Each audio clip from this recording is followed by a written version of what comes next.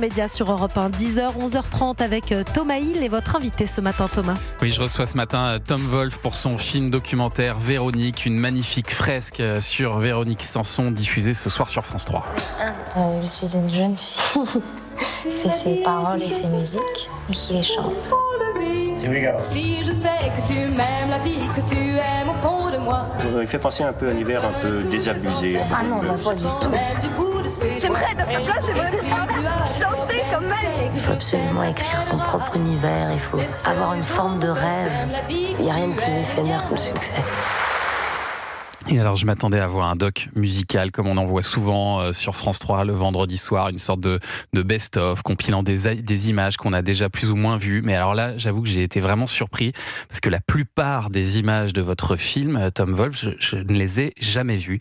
Il y a par exemple des images d'elle toute jeune en vacances avec ses parents, où c'est très touchant parce qu'on la reconnaît en plus très bien, on retrouve son visage, ou encore des vidéos personnelles d'elle avec son fils, Christopher. Où est-ce que vous êtes allé chercher tout ça ? Comment ça s'est passé ? Racontez-nous. Le point de départ, ça a été la rencontre avec Véronique, comme on disait tout à l'heure, le fait qu'elle me fasse confiance et qu'elle me confie ses archives personnelles. C'est elle directement qui vous dit « serre-toi ». Oui, enfin pas exactement comme ça, mais en tout cas qui m'a ouvert sa porte et donné la possibilité d'aller puiser dans toutes ces boîtes, dans ces greniers qui en fait renfermaient des trésors.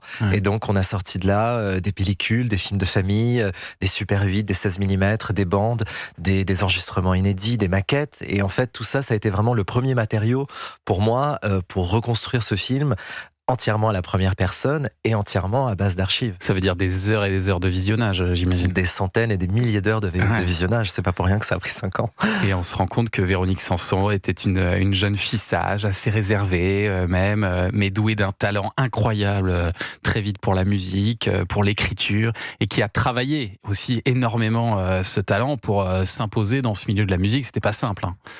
Oui, parce que c'est ce qu'on découvre aussi quand elle arrive en 72 avec son premier album. C'est une femme, auteur-compositeur, interprète. Elle est tout de suite singulière, tout de suite différente des autres. Et puis elle a ce caractère très particulier. On la découvre dans sa toute première interview à la télévision, et on voit cette timidité qui est presque maladive, alors qu'en fait dans ses chansons, elle dit tellement d'elle, elle se confie, y compris sur des choses très intimes.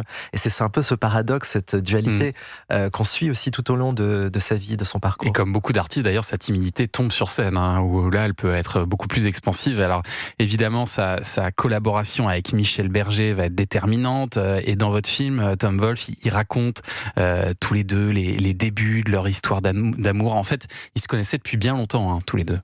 Ils se connaissaient depuis qu'ils étaient enfants, elle nous le raconte dans le film, et puis ils se sont retrouvés adultes, et ils se sont retrouvés avant tout comme deux auteurs-compositeurs qui faisaient la même musique. C'est ce qu'ils disent. Il y a une séquence dans le film où en fait leur voix s'entremêlent, où ils parlent l'un de l'autre, et ils disent que les chansons qu'elle aurait pu écrire, qu'elle écrivait, il aurait pu les écrire, et vice versa. Et il y a donc en fait un peu cette gémellité musicale qui aussi donne naissance à tout l'univers musical de Véronique. Écoutez un extrait. Quand je suis loin de lui, quand je suis loin de lui, je n'ai plus vraiment toute ma tête. Michel Berger, c'était mon premier grand ami. S'il n'y avait pas eu la musique, je ne sais pas du tout s'il serait tombé amoureux de moi et moi de lui. Ça nous a beaucoup rapprochés, ça nous a attirés l'un vers l'autre pendant toute notre vie. Je le dis bien, toute notre vie. Je le dis bien, toute notre vie, et c'est ça qui est très beau, c'est de voir que la musique, ça va les attirer l'un à l'autre toute leur vie, même après leur séparation, ils vont continuer à dialoguer en musique. Oui, c'est ça qui fait de cette histoire une histoire absolument extraordinaire et puis bouleversante, parce que il y a cette rupture, ce départ précipité de Véronique aux États-Unis, et puis ce manque très vite, les regrets, les remords qui arrivent, et ce qui commence comme une correspondance par chanson interposée. Et c'est vrai qu'on avait souvent parlé de cette correspondance entre Véronique et Michel Berger. Et moi, j'ai vraiment voulu essayer de reconstruire avec les paroles des chansons, avec toute la partie autobiographique de ce que dit Véronique dans ses chansons sur ce qui la ronge et sur ce lien qui reste si fort avec Michel Berger, et de remettre les chansons dans le contexte d'une vie et de réaliser à quel point ce lien et cette correspondance ont donné pour l'un et l'autre naissance à plein de chansons, certaines qu'on connaît très bien, d'autres qu'on connaît moins, et qu'en fait ça a été pour tous les deux un sort de fil conducteur, comme elle le dit, toute leur vie, en tout cas jusqu'à la mort de Michel Berger. Et alors on connaît la fameuse histoire, et effectivement Tom Vold de Véronique Sanson qui dit un matin à Michel Berger qu'elle descend à acheter des clopes, mais qu'elle ne reviendra jamais, elle le quitte pour Steven Stills. Pourtant elle avait apparemment tout pour être heureuse. Michel Berger lui avait même offert une bague de fiançailles, mais elle a préféré partir, et elle raconte qu'elle s'est mariée avec Steven Stills presque par politesse. Ça paraît fou, mais elle a même failli partir là aussi. Il y a cette scène qui est racontée où elle est aux toilettes avec sa sœur le jour du mariage, et sa sœur lui dit allez Véro, on se casse quoi. Et elle dit ouais mais il y a quand même les Beatles, les Rolling Stones, voilà. Je peux pas y aller. Elton John, je suis obligé c'est impressionnant elle est ce folle, passage du film. Ouais, c'est très fou de l'entendre raconter ça elle-même. On voit donc dans ce passage du film toutes les images du mariage, c'est des planches contact pareil qui viennent de chez Véronique, qui sont extraordinaires, parce qu'on voit les images de ce mariage, et elle nous raconte qu'elle se marie par politesse, et surtout elle dit tant pis, je divorcerai après. Et c'est fou de prendre une décision comme celle-ci sans savoir ce qu'il attend derrière, puisque ce qu'il attend derrière, c'est quand même un peu l'enfer. Et alors sa trahison envers Michel Berger, son exil vers les États-Unis, c'est le fil rouge de son 3e album, Le Maudit, qui est sorti en 1974.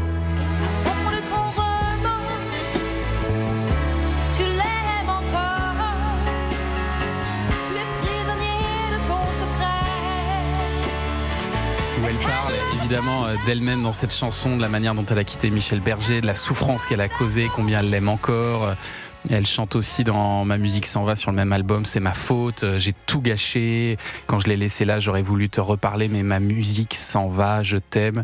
Et je me suis toujours demandé si son mari Steven Stills, qui avait en plus la réputation d'être très jaloux, très violent aussi, et qui a enregistré avec son groupe la musique des chansons de cet album, est-ce qu'il comprenait ce qu'elle chantait ?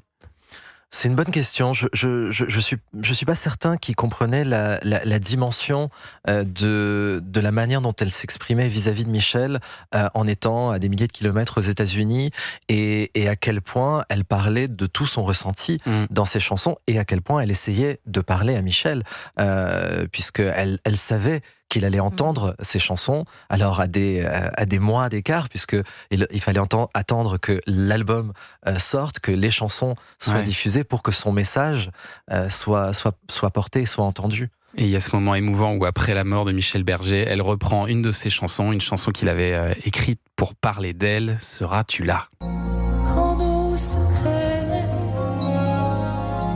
n'auront plus cours, et quand les jours auront passé, seras-tu là ? Et alors la partie biographique de votre film, elle s'arrête justement un peu après la mort de Michel Berger. Pourquoi avoir fait ce choix de ne pas montrer aussi la suite, notamment ses addictions, son mariage avec Pierre Palmade, tout ça, vous le laissez peut-être pour un prochain film, ou vous vous êtes dit...